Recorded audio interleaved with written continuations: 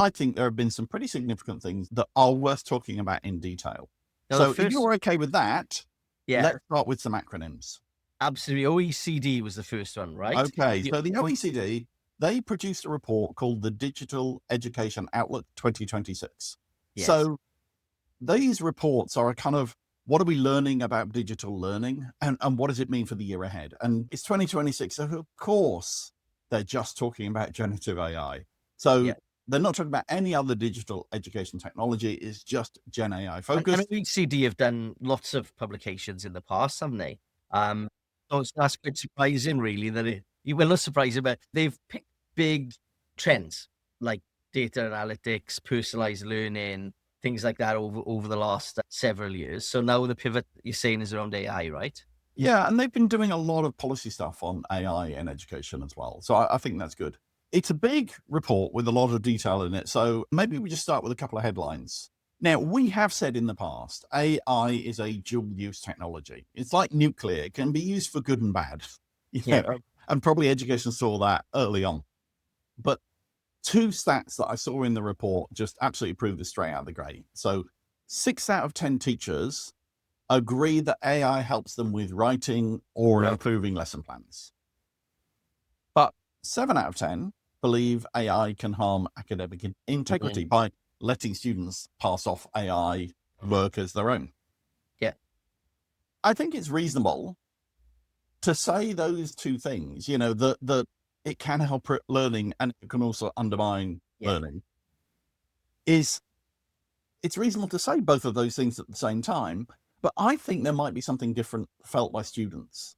So some of the things they're talking about here are things we've talked about on the podcast, like if students use generative AI without tutoring guardrails, they might be learning more, but their exam results are likely to go down because they are using it to do the learning for them instead of doing the learning themselves. Yeah. They're kind of replacing the learning process with, oh, AI do this for me. Yeah. But if you give students an AI tutor, and again, I'll go back to, I think we talked about a couple of weeks ago, it could be as simple as an AI that's told not to give the student the answer, or to be a Socratic tutor, then that can enhance exam results because it's not substituting the learning, it's guiding the student through the learning. So I think it's a fair point to make, and it is about how we use it, not whether we use it. And in the report, they talk about using generative AI with pedagogical intent. So how do you use it to help you develop skills like critical thinking or creativity and collaboration? Yeah. And that whole thing, they wrap up into a phrase, metacognitive laziness. So that whole issue of if we use AI to allow us to have metacognitive laziness, then we're not going to learn things. Yeah. And we're going to de-skill ourselves. And this risk isn't just an education thing. This is a risk in business as well. If you go into the world of employment and you just believe everything AI tells you, that's metacognitive laziness.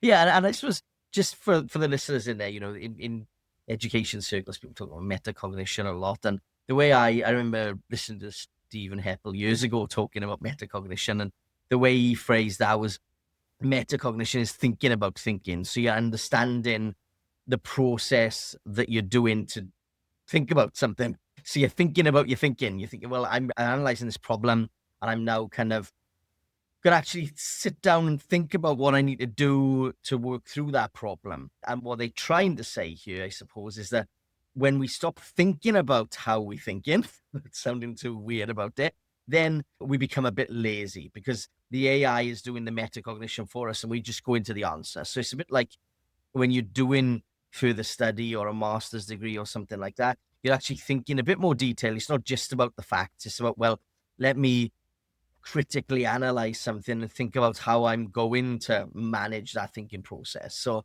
really, really interesting. But I think metacognitive laziness could be our phrase for the year because that's going to come. Because I suppose that came up a little bit as well. The cognitive escalators and the cognitive stairs, where Simon Breakspear mentioned that in the last series last year. So yeah, it might come up more. And it is different between learning and other things. So if I think about it, using the lifting the weights at the gym analogy, the purpose of lifting weights at the gym is not to lift the weights. The goal isn't to get the weight from a meter above the floor to 2 meters above the floor. But when I go to the DIY store, the goal of me lifting a bag into my trolley is to get it into the trolley. And so we've got that disjoint between the purpose we might use AI for in education and the purpose we might use AI for when the students go out to work. I was talking about this last week at the conference.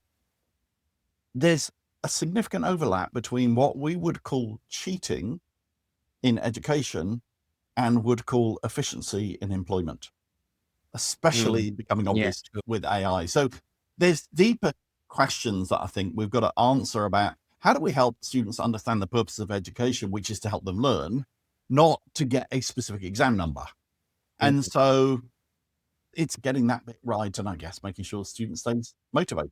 And teachers are always going to have that issue. I think the academic integrity versus performance is always going to be the key lever the teachers and educators are always going to be thinking about, because you want to get the gains, but you want to make sure that you're doing that with integrity as you're moving through the learning process. So that's always going to be a bit of a challenge and a pivot that people are going to be trying to manage, I suppose, going forward.